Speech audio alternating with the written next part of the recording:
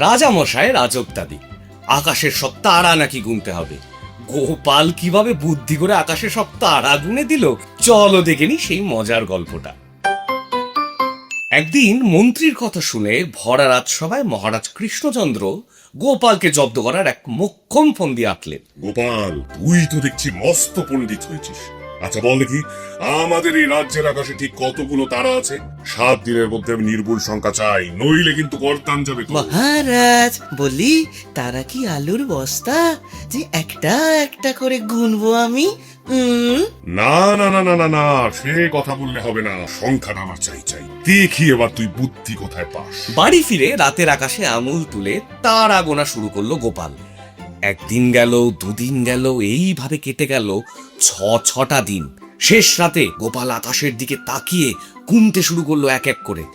1, 2, 3, 10, 75। 76, 77, ওই যে আর একটা কি মিটি মিটি করছে, ওটা কি 90 না 91? তু তু তু তু তু তু তু তু। আবার তো আমার গুলিয়ে হয়ে গেল রে ছেলে। গোপালের চিন্তা বাড়তেই লাগলো শুধু। হাতে আর মাত্র একটা দিন। হঠাৎ দূরে কিছু একটা দেখে গোপালের মাথায় বুদ্ধি খেলে গেল একটা।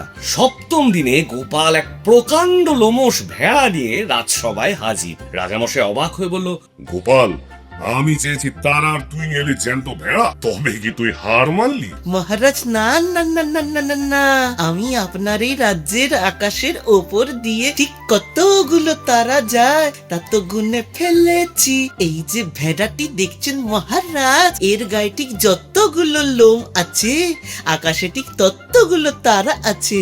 বিশ্বাস না হলে মন্ত্রী মশাইকে দিন না গুনতে। একটা কম হলে আমি দেব আমার মাথা, আর একটা বেশি হলে মন্ত্রী দেবে ওনার মাথা।